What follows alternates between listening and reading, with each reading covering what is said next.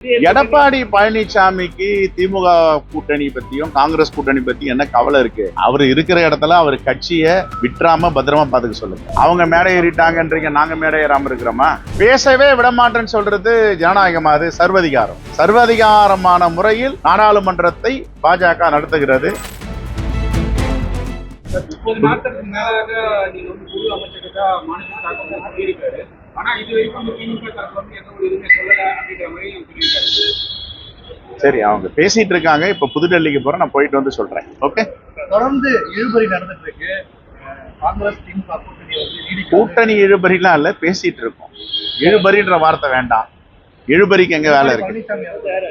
எடப்பாடி பழனிசாமிக்கு திமுக கூட்டணி பத்தியும் காங்கிரஸ் கூட்டணி பத்தியும் என்ன கவலை இருக்கு? அவர் இருக்கிற இடத்துல அவர் கட்சியை விட்டுறாம பத்திரமா பாத்துக்க சொல்லுங்க. ஏன்னா ஏற்கனவே பாஜக ஆக்டோபஸ் மாதிரி எல்லா கட்சியும் விழுங்கி இருக்கு. இப்ப அடுத்ததா விழுங்க போறதுக்கு தயாரா இருக்கிறது அதிமுக.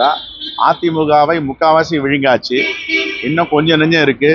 அதை விட்டுறாம அவர் பாதுகாப்பா அவர் கட்சியை காப்பாத்திட்டா அதுவே பெரிய விஷயம். ஆனா தற்போது வரை என்டிஏ கூட்டணியே தங்களோட கூட்டணியை கட்சி தலைவர் மேடை ஏற்றிட்டாங்க. அடுத்த நடத்தின நவம்பர். ஆனா திமுக அந்த இந்திய கூட்டணியில் இன்னும் ஒரு பேச்சுவார்த்தை கூட தொடர்ந்து இதே ஒரு அவங்க மேடை ஏறிட்டாங்கன்றீங்க, நாங்க மேடை ஏறாம இருக்கிறோமா? நேற்றுக்கு முதல் நாள் கூட காரல் மார்க்ஸ் சிலை திறப்பு விழாவில் இந்தியா கூட்டணி தலைவர்கள் அனைவரும் கை கோர்த்திருந்தோம். எங்க மேடை ஏறாம இருக்கோம்? இப்போ வருகின்ற 12ஆம் தேதி போராட்டம் நடத்த இருக்கிறோம். எல்லாரும் கை கோர்த்து போராட்டம் செய்ய போறோம். யாருக்கு எதிரா? பாஜகவுடைய ஒன்றிய ஆட்சிக்கு எதிரா. நாங்க எங்க கை கோர்க்காம இருக்கோம்? நாங்க எங்க ஒன்றா இருக்கோம்? எல்லாம் ஒற்றுமையா இருக்கோம். மக்கள் பிரச்சனைக்காக போராடுறோம். ஒன்றிய அரசு எதிர்த்து போராடிட்டு இருக்கோம். அது மாதிரி பேசவே இல்லையே. மதுரையில பத்திரிகையாளர் பாமக விடுதலை சிறுத்தை பத்தி பேசும்போது அதை மாண்புமிகு முதலமைச்சர் தாங்க முடிவு செய்வார். காங்கிரசுக்கு பிற கட்சிகளுடைய பிரச்சனையில் மூக்க நுழைக்காது. ரொம்ப தெளிவா சொன்னோம். ஒரு நியூஸ் சேனல் அதை தவறா பதிவு பண்ணியிருக்காங்க. அது மாதிரி சொல்லவே இல்லையே. பத்திரிகையாளர் சந்திப்புல மதுரையில அந்த வார்த்தையே வரல. அது இட்டுக்கட்டி பேசியிருக்காங்க. அதுக்கப்புறம் திரு பாலாஜி அவர்கள்கிட்ட எதுக்காக இது மாதிரி போட்டீங்க அப்படின்னு கேட்ட பேர் சொன்னாரு. இல்லைன்னா அது மாதிரி செய்தி வந்ததுன்னாரு. அது மாதிரி எந்த காரணத்தையும் கூட்டணியை பற்றி பேசல. கூட்டணின்னா மாண்பு முதலமைச்சர் முடிவெடுப்பார். அவர் தான் தமிழ்நாட்டுக்கு தலைவரா இருக்காருன்னு சொன்னார். அது தவறான செய்தியை புரிஞ்சுட்டு அவர் தவறா போட்டிருக்காரு. அதுக்கப்புறம் மறுப்பு போட்டிருக்காரு.